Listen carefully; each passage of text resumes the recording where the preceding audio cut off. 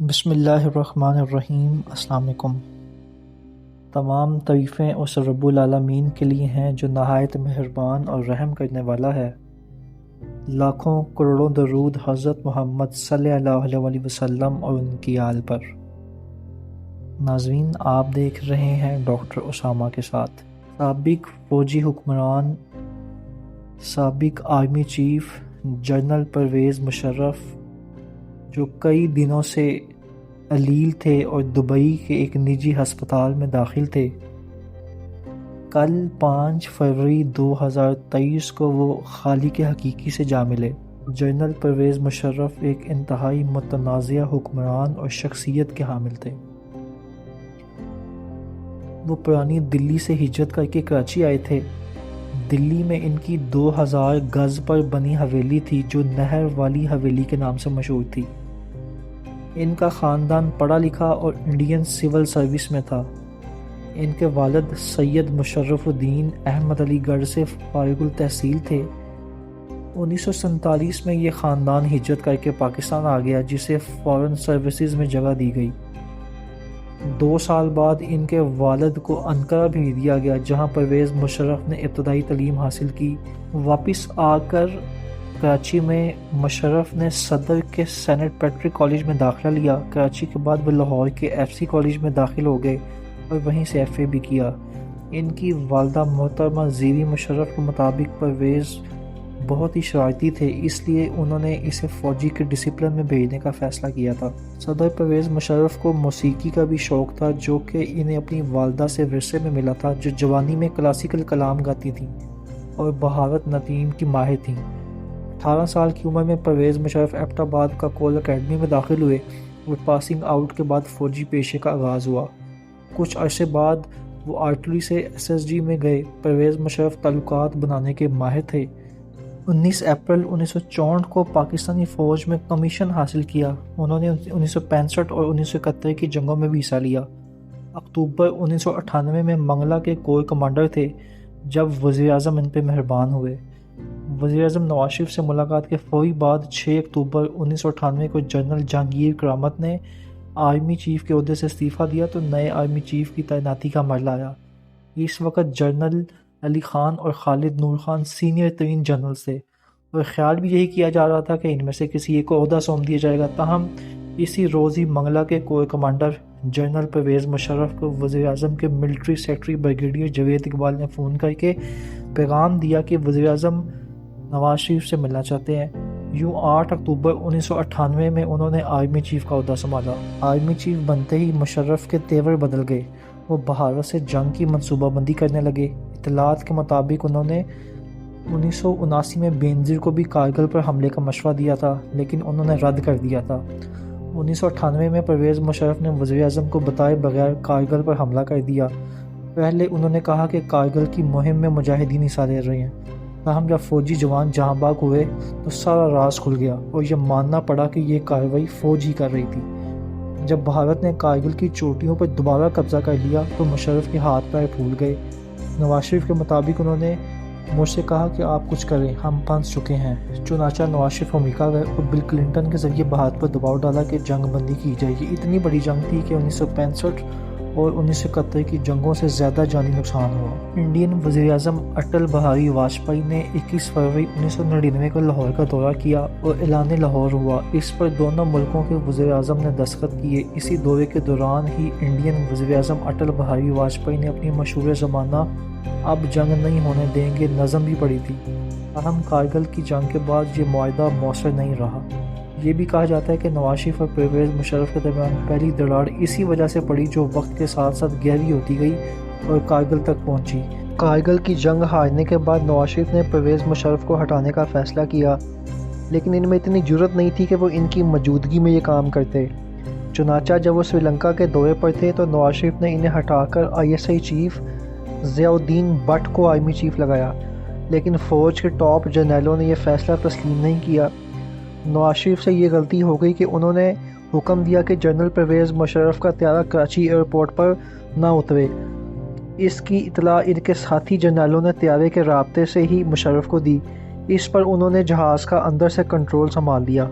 نیچے جنرل عبدالقادر بلوچ نے رینجرز کے دستوں کے ذریعے ایئرپورٹ کا کنٹرول سنبھال لیا، چنانچہ جس کے نتیجے میں مشرف کا طیارہ کراچی میں لینڈ کر گیا اور وہ ایئرپورٹ پر ہی تھے کہ ان کے ساتھیوں نے پی ٹی وی پر قبضہ کر کے وزیر اعظم ہاؤس پر دھاوا بول کر نواز شریف کا تختہ الٹ دیا۔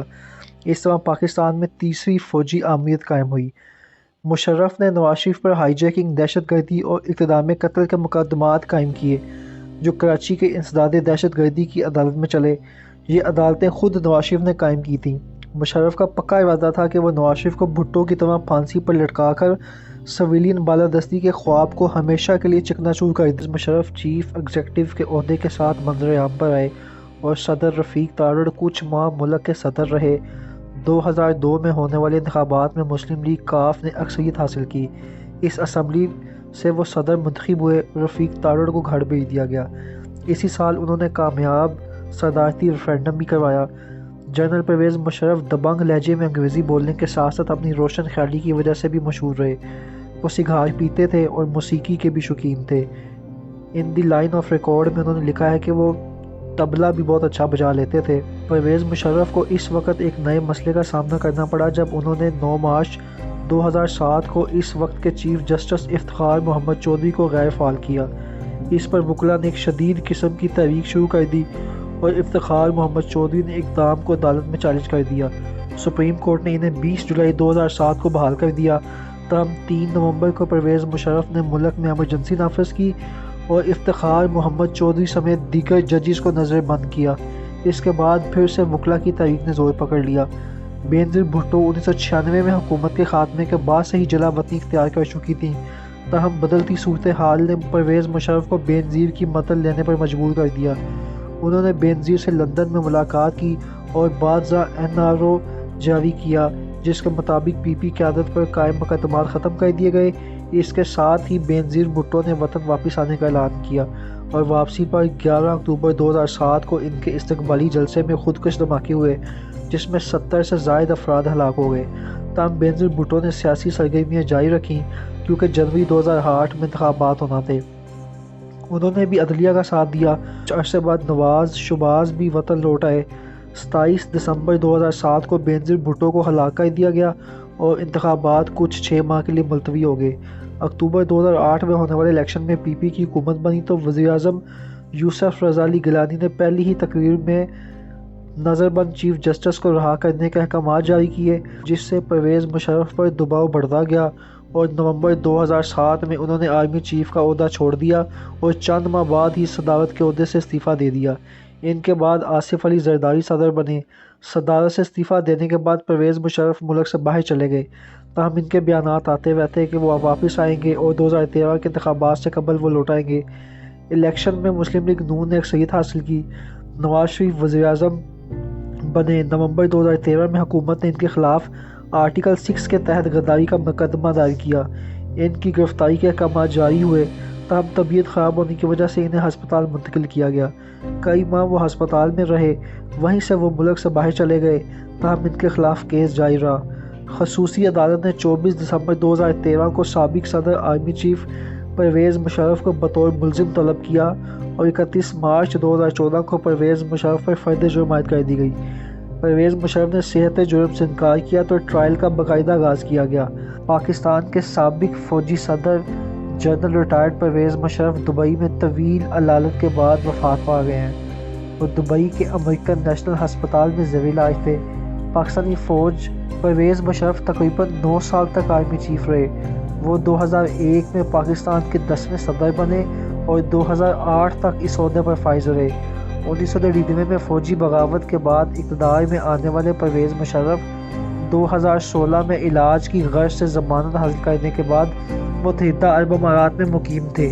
گزشتہ برس جون کے مہینے میں پرویز مشرف کے اہل خانہ نے اپنے ایک بیان میں کہا تھا کہ پرویز مشرف خرابی صحت کے اس مرحلے میں ہے جہاں صحت یابی ممکن نہیں ہے اور ان کے اعضاء کام کرنا چھوڑ گئے ہیں۔ پرویز مشرف کے گھر والوں کی جانب سے جاری بیان میں ان کی زندگی میں آسانی کے لیے دعا کی اپیل بھی کی گئی تھی۔ اہل خانہ کے مطابق سابق فوجی صدر ایمیلوڈیوسس نامی بیماری میں مبتلا تھے۔ اس بیماری میں جسم میں پروٹین کے مالیکیولز ناکارہ ہو جاتے ہیں اور مریض کے اعضاء متاثر ہوتے ہیں۔ اکثر افراد اگر اس بیماری میں مبتلا ہوں تو گردے میں پروٹین بننا شروع ہو جاتی ہے جس سے کڈنی فیلئر کا خطرہ ہوتا ہے۔